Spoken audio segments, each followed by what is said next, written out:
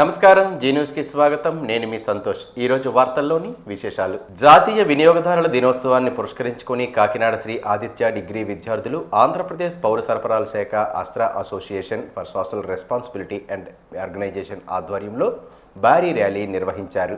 ఈ కార్యక్రమానికి ముఖ్య అతిథిగా జిల్లా సివిల్ సప్లై అధికారి సూర్యప్రకాష్, ఆస్ట్రా ఆర్గనైజేషన్ అధ్యక్షులు గంజి ఆర్ ఎజ్రా పాల్గొని ప్రజలకు విద్యార్థుల ద్వారా అవగాహన కల్పించారు. ఈ సందర్భంగా విద్యార్థులు వినియోగదారుల హక్కులపై నినాదాలు చేస్తూ కళాశాల నుండి డే అండ్ నైట్ కూడల వరకు భారీ ర్యాలీ నిర్వహించారు. అధికారి సూర్యప్రకాష్, ఆస్ట్రా ఆర్గనైజేషన్ అధ్యక్షులు గంజి ఎజ్రా మాట్లాడుతూ వినియోగదారుడు ఎప్పుడూ అప్రమత్తంగా ఉండాలని, వస్తువులు కొనుగోలు చేసేటప్పుడు సరైన జాగ్రత్తతో బిల్లు తీసుకోవాలని, అదేవిధంగా వినియోగదారుల హక్కులపై అవగాహన ద్వారా అవసరమైన చెల్లింపులు చేయకుండా మోసపూరితమైన చెల్లింపులపై జాగ్రత్త వహించాలని తెలిపారు. వస్తువుపై ముద్రించిన ఎంఆర్పీ ధరలను చెల్లించాలని, నాణ్యత కలిగిన వస్తువులు మాత్రమే కొనుగోలు చేసి మోసాలను అరికట్టాలని తెలిపారు. అనంతరం కాకినాడ శ్రీ ఆదిత్య కళాశాల ప్రిన్సిపల్ ఎన్వి వేణుగోపాల్ మాట్లాడుతూ వినియోగదారులు వారి హక్కులను సరిగ్గా తెలుసుకున్న ఎడ్ల మోసాలను అరికట్టవచ్చని, ఈ భారీ ర్యాలీ తమ విద్యార్థుల్లో ఎంతో చైతన్యాన్ని కలిగించిందని, ప్రతి విద్యార్థి వినియోగదారుల హక్కులను కొనుగోలు చేసేటప్పుడు తీసుకోవాల్సిన జాగ్రత్తలను చక్కగా అవగాహన చేసుకున్నారని తెలిపారు. ప్రతి ఒక్కరూ చైతన్యంతో నాణ్యమైన వస్తువులను సరైన బిల్లులుగా కొనుగోలు ద్వారా వృధా ఖర్చులను అరికట్టడమే కాక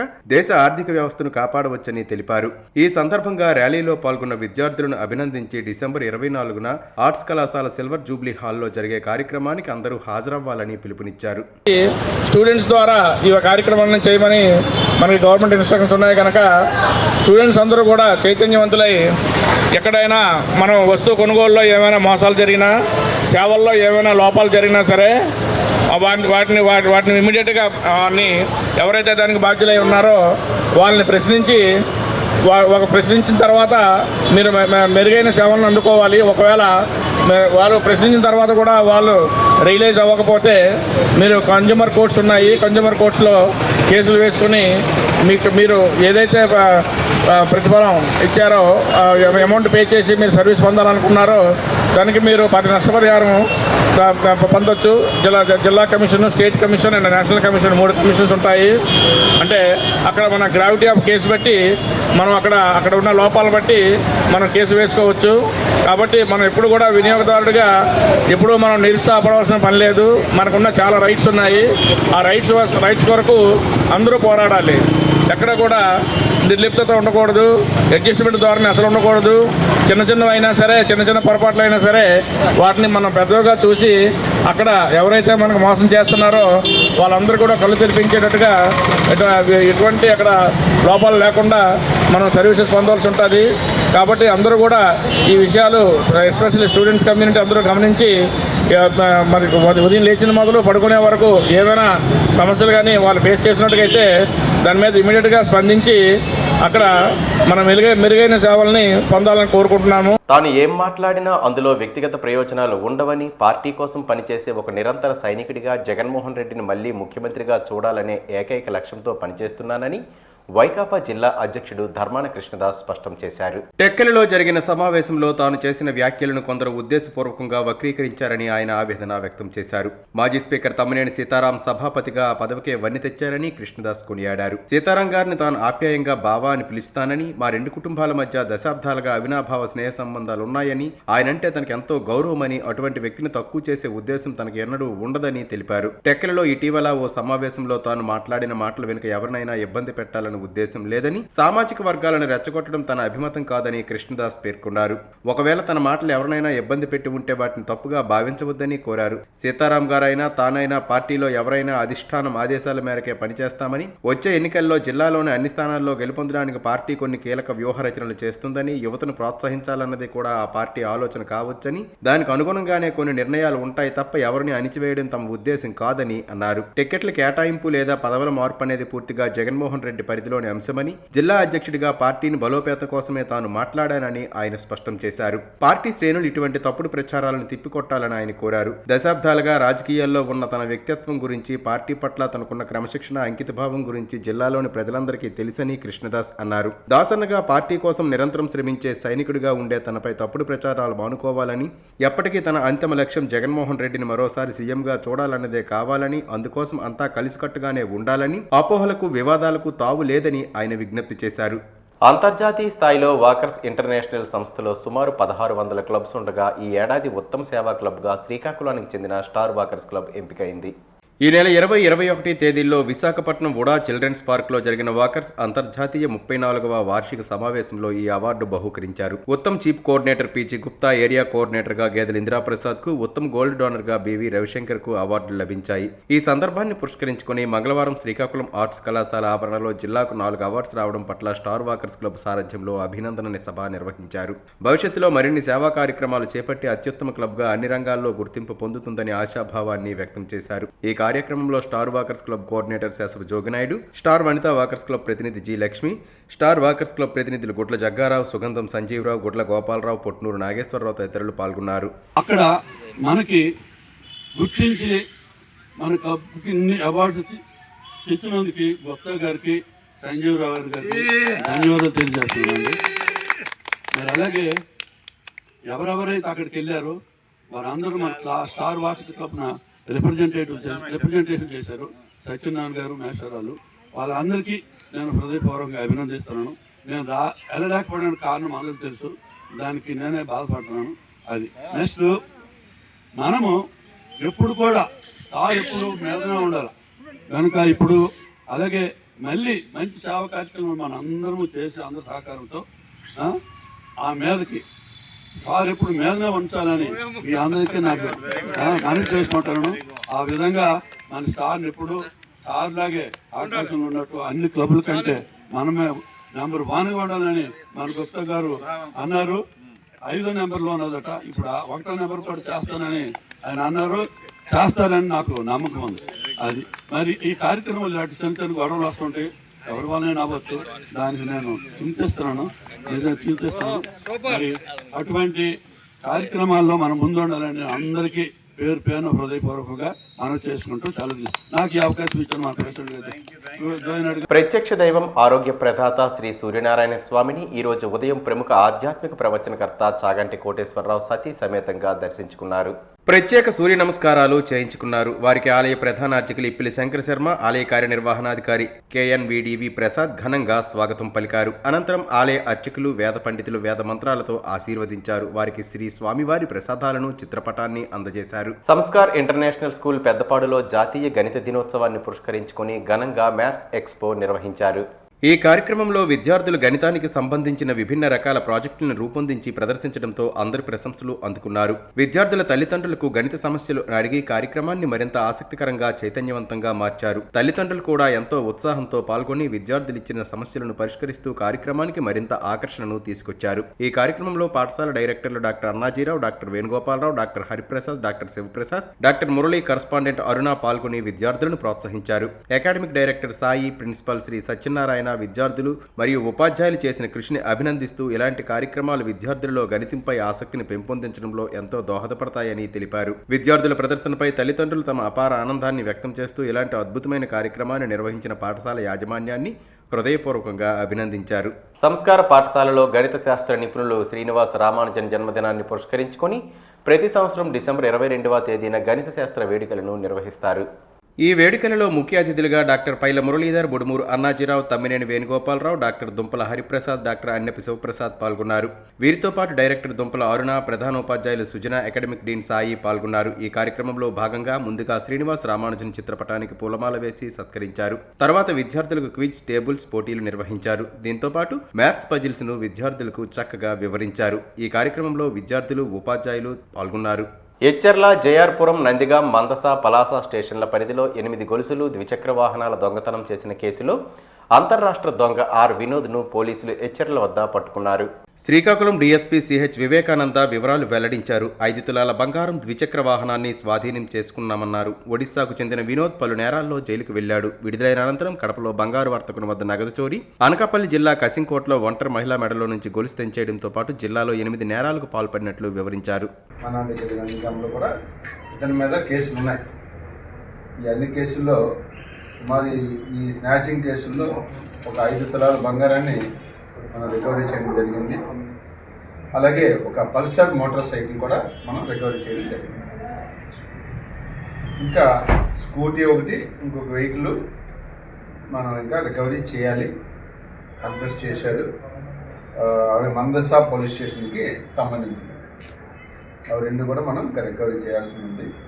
ఇతనితో పాటు తోటి నేరస్తుడైనటువంటి మేకల గణేష్, అతను కూడా మనం అరెస్ట్ చేయాల్సి ఉంది. అది కూడా తొందరలో అరెస్ట్ చేస్తాము. అంటే ఈ విధంగా ఇతను మనకి 2024, 2025 ఈ సంవత్సరాల్లో చేసినటువంటి కేసులన్నీ కూడా మనం ఈరోజు మనం అరెస్ట్ చేయించడం జరిగింది. సార్ ఎన్ని దొంగతనాలకు పాల్గొన్నాడు సార్? ఇతని మీద ఇప్పటికి 8 కేసులు ఉన్నాయండి మనకు తెలిసింది, 8 కేసెస్. ఇవి కాకుండా కడపలో కూడా ఒక బ్యాంకులో నుంచి బ్యాగులు పట్టుకెళ్తుంటే ఆ టైంకి వెళ్ళి దొంగతనం చేశాడు. కడపలో కూడా ఉంది. అంటే అది బ్యాంక్ అంటే గోల్డ్ షాప్. మన గోల్డ్ షాప్ ఏమవుతుందంటే కట్టేసిన తర్వాత అన్ని బ్యాగుల్లో పెట్టి పట్టుకెళ్ళిపోతారు కదా, ఆ టైంలో కాపు కాసి అక్కడి నుంచి ఎత్తుకెళ్ళిపోయారు. ఏంటి వరిస్తాయన సార్? ఇతను బంజినగర్. అక్కడ ఏమైనా ఉన్నాయా సార్? మరి అక్కడ కూడా ఉన్నాయి, అవి ఇంకా మనం వెరిఫై చేయాలి.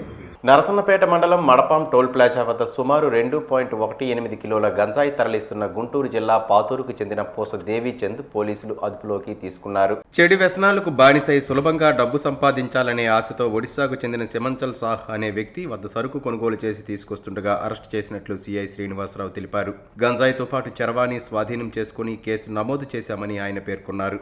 విద్యార్థులకు చట్టాలపై పూర్తిస్థాయి అవగాహన ఉండాలని జిల్లా న్యాయ సేవాధికారి సంస్థ కార్యదర్శి కె హరిబాబు అన్నారు. ఆంధ్రప్రదేశ్ రాష్ట్ర న్యాయ సేవాధికారి సంస్థ వారి ఆదేశానుసారంగా గౌరవ జునైద్ అహ్మద్ మౌలానా చైర్మన్, జిల్లా న్యాయ సేవాధికారి సంస్థ మరియు జిల్లా ప్రధాన న్యాయమూర్తి వారి సూచనల మేరకు నల్సా 100 రోజుల కార్యాచరణ ప్రణాళికలో భాగంగా శ్రీకాకుళం నగరం వరం మున్సిపల్ హై స్కూల్ నందు బాల్య వివాహాలపై న్యాయ అవగాహన సదస్సు నిర్వహించారు. ఈ సందర్భంగా ఆయన మాట్లాడుతూ బాల్య వివాహాల వలన కలిగే అనర్థాలను వివరించారు. బాలికలకు అవసరమైన ఇతర చట్టాలపై అవగాహన కల్పించారు. క్రమశిక్షణతో విద్యను అభ్యసించి ఉన్నత శిఖరాలకు చేరుకొని తమ తల్లిదండ్రులకు, ఉపాధ్యాయులకు మంచి పేరు తీసుకురావాలని నిర్దేశించారు. ఫోక్సో చట్టం ఎలా వచ్చింది, దానివల్ల లాభాలే దిశానిర్దేశం చేశారు. 18 సంవత్సరాల్లో పిల్లలు చదువుకోవాలి తప్ప పనులకు వెళ్లకూడదని హితవు పలికారు. ఈ కార్యక్రమంలో సీనియర్ అడ్వకేట్ జి ఇందిరాప్రసాద్, పాఠశాల ప్రిన్సిపల్ మురళీకృష్ణ, ఉపాధ్యాయులు, విద్యార్థులు పాల్గొన్నారు. సపోజ్ మీరు రోడ్డుకి రైట్ సైడ్ సైకిల్ మీద వెళ్తున్నారు అనుకో, మిమ్మల్ని ఎవరు ఆపుతారు? పోలీసు సార్ ఆపి ఏం చెప్తారు మిమ్మల్ని? మీకు మీరు ఎటు వెళ్తున్నారని చెప్తారు? రాంగ్ రూట్లో వెళ్తున్నారని చెప్తారు. ఇంకేం చెప్తారు? రాంగ్ రూట్లో వెళ్ళటం అనేది నేరం అని చెప్తారు. అది ఎక్కడ ఉంది? చట్టంలో ఉంది, అంతేనా? సో చట్టం అనేది తెలుసుకోవడం మన బాధ్యత కాదా? ప్రతి చట్టాలు కాకపోయినా మీ చిల్డ్రన్ మీకు ఉపయోగపడే చట్టాలు తెలుసుకోవడం మీ బాధ్యత కాదా? బాధ్యత. సో ఇంతకు ముందు చాలా మంది అఫీషియల్స్ వచ్చారని చెప్పన్నారు కదా, మీకు ఉపయోగపడే చట్టాలు ఏమైనా చెప్పారా? చేస్తే బ్రిటిష్ ప్రభుత్వం ఎవరు, అప్పుడు ఎవరి ప్రభుత్వం ఉంది మనకి? బ్రిటిష్ ప్రభుత్వం. అది వెరీ గుడ్. ఆ ప్రభుత్వం ఏం చేసిందంటే ఈ చట్టం తీసుకుంది. బాల్య వివాహాలు నిషేధాలు 1929లో వచ్చింది. మళ్ళీ అడిగి చెప్తారా? Very good. ఆ చట్ట ప్రకారము ఏం చట్టం పెట్టారు? అమ్మాయి 18 సంవత్సరాలు దాటాలన్నారు.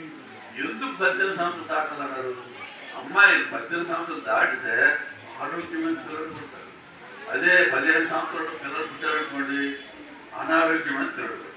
ఈ అనారోగ్యమైన పిల్లలు పుట్టేటవుతుంది, అనారోగ్యమైన సమాజం తయారవుతుంది. జీవితాంతం తల్లిదండ్రులు ఈ పిల్లల అనారోగ్యంతో బాధపడతారు. పథకాల స్ఫూర్తిని పూర్తిస్థాయిలో అర్థం చేసుకుంటూ అభివృద్ధి దిశగా అడుగులు వేయడం ప్రధానమని, ఈ నేపథ్యంలో స్వర్ణాంధ్ర వికసిత్ భారత్ లక్ష్యాలకు అనుగుణంగా ప్రతి కార్యక్రమం అమలు కావాలని అధికారులకు దిశానిర్దేశం చేసినట్లు 20 సూత్రాల కార్యక్రమం చైర్మన్ లంకా దినకర్ అన్నారు. శ్రీకాకుళం కలెక్టర్ కార్యాలయ సమావేశ మందిరంలో 20 సూత్రాల కార్యక్రమం చైర్మన్ లంకా దినకర్, జిల్లా కలెక్టర్ స్వప్నిల్ దినకర్ పుణ్కర్తో కలిసి విబిజీ రామ్జీ వైద్య ఆరోగ్యం, విద్యకు సంబంధించిన పథకాలు, AMRUT 1.0, AMRUT 2.0, Jal Jeevan mission, PM Suryaghar, PM కుషాన్లపై ఆయా శాఖల అధికారులతో మంగళవారం సమీక్షా సమావేశం నిర్వహించారు. స్థానిక శాసనసభ్యులు గొండు శంకర్, నర్సన్నపేట శాసనసభ్యులు బొగ్గు రమణమూర్తి, ఎచ్చెర్ల శాసనసభ్యులు నడికుడితి ఈశ్వరరావు పాల్గొన్నారు. గత సమీక్షలో రాబట్టిన వివరాల ప్రకారం జిల్లాలో 2019-24 మధ్య ఉపాధి ఉపాధి హామీ పనుల మెటీరియల్ కాంపోనెంట్ ఎంటర్టైన్మెంట్ వాస్తవ వ్యయం నష్టపోయిన నిధులు లెక్కలను ఆయన వివరించారు. మరోవంక లేబర్ వేతనాల వినియోగం మాత్రం పూర్తిగా 100% సాధించినట్లు లెక్కలు చూపారు. ప్రస్తుతం కేవైసీ అప్లై చేస్తే ఎంతమంది తగ్గారు, ఆ డబ్బు ఎవరి జోబులోకి వెళ్ళింది, అరాచకాలు అరికట్టి నిజమైన వేతనదారులకు న్యాయం చేయడం, పని దినాలు 100 నుండి 125 రోజులకు పెంచడం, రైతులకు సకాలంలో కూలీలు అందుబాటులో ఉండడానికి 60 రోజులు మినహాయింపు ఇచ్చిన అనంతరం 125 రోజులు పని దినాలు అంటే మొత్తం 185 రోజులు కూలి దొరికే విధంగా కేంద్ర ప్రభుత్వం VBG రామ్జీ తేవడం జరిగింది. ఈ పథకం క్రింద అత్యధిక నిధులు శ్రీకాకుళం జిల్లాకు తేవడానికి ప్రణాళికలు రచించాలని అన్నారు. జిల్లా కలెక్టర్ స్వప్నిల్ దినకర్ పుండ్కర్ మాట్లాడుతూ మెటీరియల్ కాంపోనెంట్ నిధుల వినియోగం, బిల్లుల చెల్లింపులపై ఆయనకు వివరించారు. శ్రీకాకుళం జిల్లాలో ఉపాధి హామీ నిధుల వినియోగం తీరును అధ్యక్షులకు తెలిపారు. పీఎం మాతృవందన యోజన, జననీ సురక్ష యోజన, జననీ శిశు సంరక్షణ కార్యక్రమం, రాష్ట్రీయ కిశోర్ స్వస్థ కార్యక్రమం, రాష్ట్రీయ బాల స్వస్థ కార్యక్రమం, ఆయుష్మాన్ భారత్, ప్రధానమంత్రి జన్ ఆరోగ్య యోజన, ఎన్టీఆర్ వైద్య సేవ, తల్లికి వందనం, డొక్కా సీతమ్మ భోజన పథకం, పీఎం శ్రీ తదితర పథకాలతో పాటు గ్రామీణ పట్టణ ప్రాంతాల్లో ప్రజలకు సురక్షిత తాగునీటిని అందించే జల్ జీవన్ మిషన్, అమృత్ పథకాలకు సంబంధించిన అంశాలపై సమీక్షించి పురోగతికి అవసరమైన కార్యాచరణపై సూచనలు చేశారు. బహుళ ప్రయోజనాల పీఎం సూర్యఘర్ పథకం అమల్లోనూ మరింత చొరవ చూపాలని అన్నారు. చెప్పగలం 1,10,000 కోట్ల రూపాయల విలువైనటువంటి ఆస్తులు గ్రామీణ ప్రాంతాల్లో క్రియేట్ అయినాయా, ఎవరి జేబుల్లోకి వెళ్ళి దీనికి ఒక చోట ఈ బోగస్ పేమెంట్స్ కానీ లేకపోతే అన్యాక్రాంతమవుతున్నటువంటి దానికి చెక్ పెట్టాలనే ఉద్దేశంతో ఈ యొక్క పథకాన్ని రీవ్యాంప్ చేసి జీరామ్జీ అనే పేరుతో తీసుకురావడం జరిగింది. దానిలో ఏదైతే 125 రోజులు 10 దినాలకు పెంచడము, 15 రోజులు లోపల జాబ్ కార్డు ఉన్నటువంటి వారికి అవకాశం రాకపోతే వారికి అలవెన్స్ ఇవ్వటము, అదేవిధంగా 125 12 దినాలు దాటిన తర్వాత 60 రోజులు వ్యవసాయ కూలీలుగా పనిచేసుకునే వెసులుబాటు రప్పించేటటువంటి విధంగా చేయటము, అనేక రకాలైనటువంటి గ్రామీణ ప్రాంతాల్లో భూగర్భ జలాలు అలాగే మౌలిక వసతులు కల్పనకి అవసరమైనటువంటి ఆస్తుల వనరుల సృష్టికి కేంద్ర ప్రభుత్వం అవకాశం కల్పించింది. ఈ అంశాలన్నింటినీ కూడా పక్కన పెట్టి మార్పు వచ్చినప్పుడల్లా విమర్శే ప్రాతిపదిక వాస్తవాల్ని పక్కన పెట్టి నిన్నటిదాకా ఇది బోగస్ పేమెంట్లు జరుగుతున్నాయి, పక్కదోవ పడుతుంది, సృష్టించాల్సినటువంటి ఆస్తులు కల్పన జరగలేదు అనేటటువంటి వాళ్ళు మళ్ళీ మాట్లాడే పరిస్థితి ఇట్లాంటివి వస్తున్నాయి. అందువల్ల చట్టం అయింది, అధికారులు సమయుతం కావాల్సినటువంటి సమయం ఉంది కాబట్టి దానికి తగిన విధంగా సమయుతం చేసేటటువంటి విధంగా ఈ యొక్క కార్యాచరణ గురించి మాట్లాడటం జరిగింది. శ్రీకాకుళం నగరంలోని పిఎన్ కాలనీలో గల స్థానిక న్యూ సెంట్రల్ స్కూల్లో గణిత దినోత్సవాన్ని పురస్కరించుకుని పాఠశాల ఎగ్జిబిషన్ను ఏర్పాటు చేశారు. ఈ ఎగ్జిబిషన్ని పాఠశాల వ్యవస్థాపకులు red cross chairman Jaganmohan Rao, విశ్రాంత జిల్లా విద్యాశాఖ అధికారి, పాఠశాల ప్రధానాచార్యులు బలివాడ మల్లేశ్వరరావు, పాఠశాల మేనేజింగ్ డైరెక్టర్ రమాకుమారి, ప్రముఖ చార్టర్డ్ అకౌంటెంట్ వైకుంఠరావు, పాఠశాల డైరెక్టర్లు శ్రీకాంత్, శ్రీదేవి ప్రారంభించారు. ఈ ఎగ్జిబిషన్లో అన్ని సబ్జెక్టులకు సంబంధించి పిల్లలు అనేక రకాల మోడల్స్ తయారు చేసి ప్రదర్శించారు. ప్రత్యేక ఆకర్షణగా రోబోటిక్స్ నిలిచింది. విద్యార్థుల్లో సృజనాత్మకత వెలికితీసే విధంగా ఇటువంటి ఎగ్జిబిషన్లు ఎంతో ఉపయోగపడతాయని ఈ సందర్భంగా వారు పేర్కొన్నారు. ప్రతి సబ్జెక్టు ఉండే గదికి వెళ్లి పిల్లలు తయారు చేసిన మోడల్స్ అన్నింటినీ జాగ్రత్తగా పరిశీలించి వారిని అభినందించారు. ముఖ్యంగా మ్యాథ్స్ కు సంబంధించి మైండ్ మ్యాపింగ్, ఫిజిక్స్ కు సంబంధించి మంత్రాస్కోప్, హిందీకి సంబంధించి కాశీ విశ్వనాథ ఆలయం, తెలుగుకు సంబంధించి 12 జ్యోతిర్లింగాలు, మహాభారత రచన, ఇంగ్లీష్కి సంబంధించి టంగ్ ట్విస్టర్స్, సోషల్కి సంబంధించి సోలార్ సిస్టమ్ ఎంతగానో ఆకట్టుకున్నాయి. పాఠశాల ఎగ్జిబిషన్ తిలకించేందుకు విద్యార్థుల తల్లిదండ్రులతో పాటు ఎంతో మంది వచ్చి పిల్లల సృజనాత్మక శక్తిని కొనియాడుతున్నారు. ఈ వార్తలు ఇంతటితో సమాప్తం. మళ్ళీ తర్వాత బులెటిన్లో కలుసుకుందాం. నమస్కారం.